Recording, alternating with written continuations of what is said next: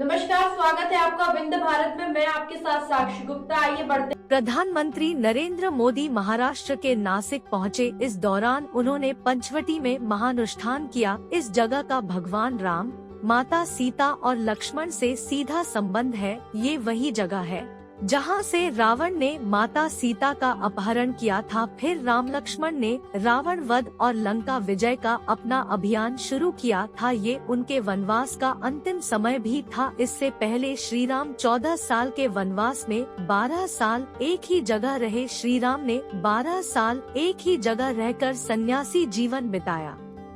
वनवास के बचे हुए 2 साल में ही उन्होंने मारीच वध, बाली वध, राम सेतु निर्माण से लेकर रावण वध जैसे बड़े बड़े काम किए। राम सीता विवाह के कुछ दिन बाद महाराज दशरथ ने उन्हें राजा बनाने की घोषणा कर दी थी। राज्याभिषेक से ठीक पहले कैकेयी ने दशरथ से 2 वर मांग लिए। इसके बाद राम को 14 साल के वनवास पर जाना पड़ा, जबकि भरत को राजा बनाया गया। राम, सीता और लक्ष्मण ने 14 साल के वनवास में से करीब 12 साल चित्रकूट में ही बिताए थे।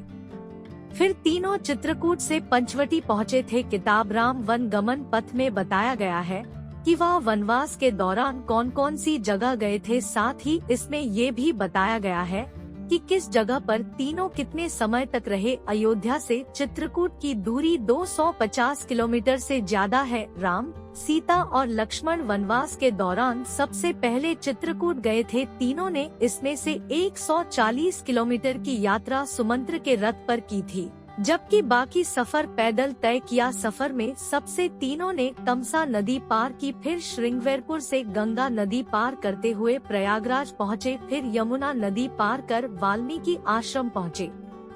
इसके बाद चित्रकूट पहुँचे। इसके बाद तीनों ने 11 साल 11 महीने और 11 दिन चित्रकूट में ही बिताए। चित्रकूट को राम की तपोभूमि भी कहा जाता है। चित्रकूट से तीनों माता अनुसुईया के आश्रम पहुँचे, फिर तिकरिया, सरभंगा आश्रम, सुतीक्ष्ण आश्रम, अमरपाटन, गोरसरी घाट, मार्कंडेय आश्रम, सारंगपुर होते हुए अमरकंटक पहुँचे। चित्रकूट से अमरकंटक की दूरी 380 किलोमीटर थी। राम, सीता और लक्ष्मण अमरकंटक के बाद पंचवटी चले गए। यहीं गोदावरी के तट पर कुटिया बना ली। इसी कुटिया में राम की उनके पिता दशरथ के मित्र जटायु से मुलाकात हुई। पंचवटी में जब शूर्पणखा दोनों भाइयों के विवाह प्रस्ताव ठुकराने पर सीता को मारने के लिए बढ़ी तो लक्ष्मण ने उसकी नाक काट दी। इसके बाद राम लक्ष्मण ने खरदूषण का वध भी पंचवटी में ही किया था। फिर शूर्पणखा रावण के पास पहुँची। रावण ने मामा मारीच की मदद से माता सीता का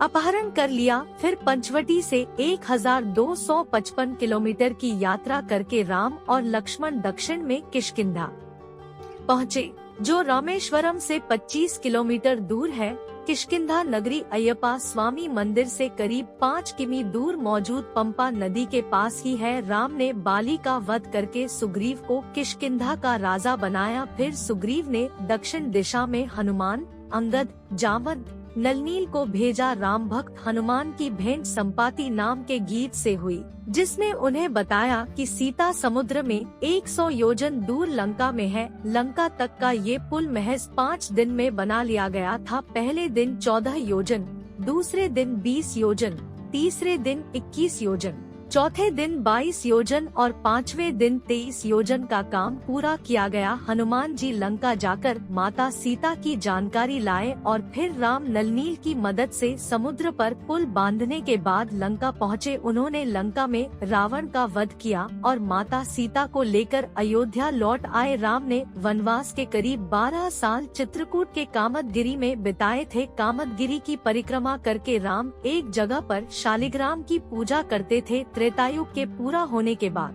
द्वापर युग में चित्रकूट के इसी कामदगिरी पर्वत में कृष्ण ने वास किया, जो बाके बिहारी कहलाए। लाखों की संख्या में श्रद्धालु यहाँ बाके बिहारी मंदिर आते हैं।